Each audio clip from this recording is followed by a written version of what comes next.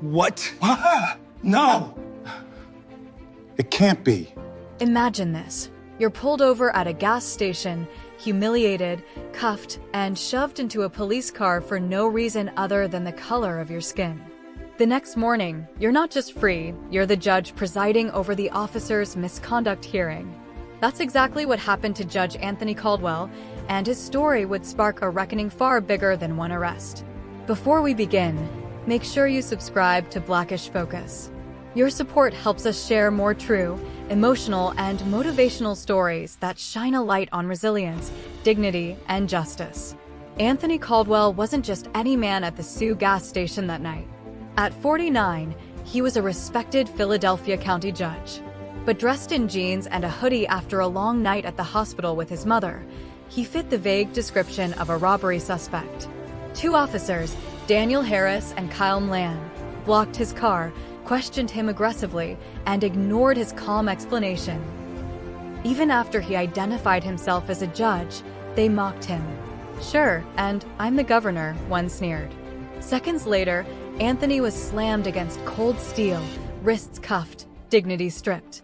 Anthony was dragged into booking like a criminal. Witnesses filmed the ordeal. A gas station manager and even a young bystander insisted the officers had the wrong man. None of it mattered until Officer Luis Morales recognized him. That's Judge Caldwell.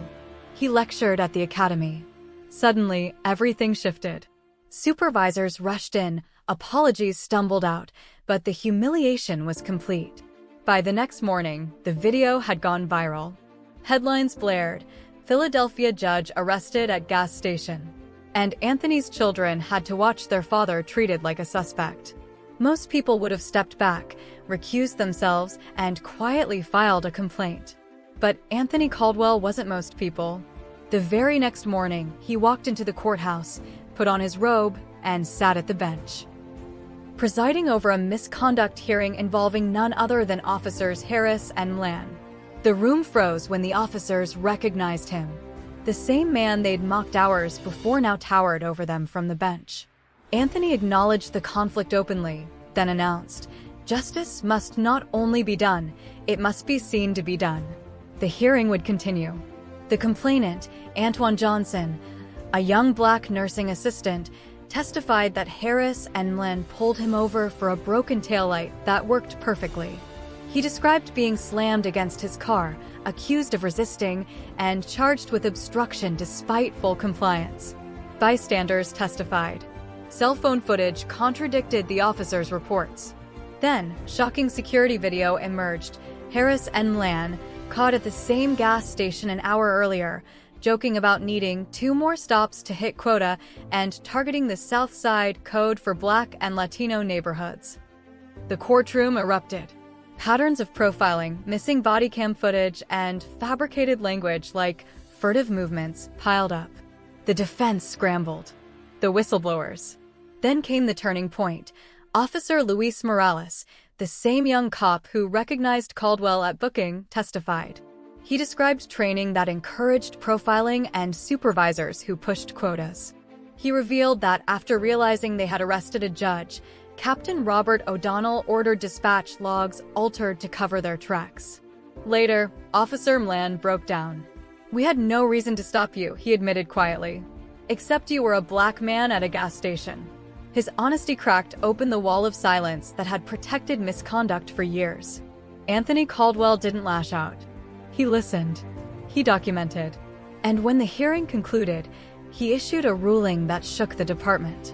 Officers Harris and Mlan were suspended without pay, required to undergo retraining before returning.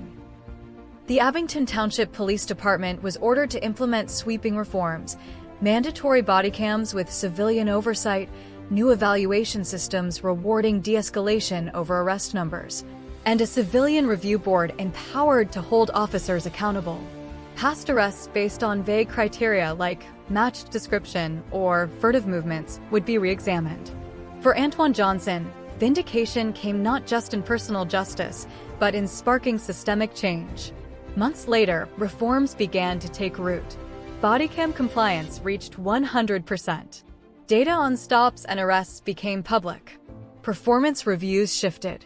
Officer Morales was promoted for his courage. Even Lan, once complicit, became a mentor for rookies, teaching them the lessons he had learned the hard way. Harris struggled, but eventually began the work of confronting his bias. And Antoine Johnson? He used settlement funds to study criminal justice, determined to make the system fairer for others. Judge Caldwell's story reminds us of a painful truth. Profiling can happen to anyone, even a sitting judge. But it also proves something powerful. Change is possible when truth is exposed and accountability is enforced. Justice isn't just about punishing individuals. It's about fixing the systems that reward abuse.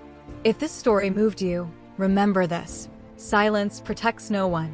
Speak up, demand fairness, and never let injustice pass unchallenged. Backhand index pointing right. Subscribe to Blackish Focus for more emotional, motivational, and true stories that shine a light on dignity, resilience, and hope.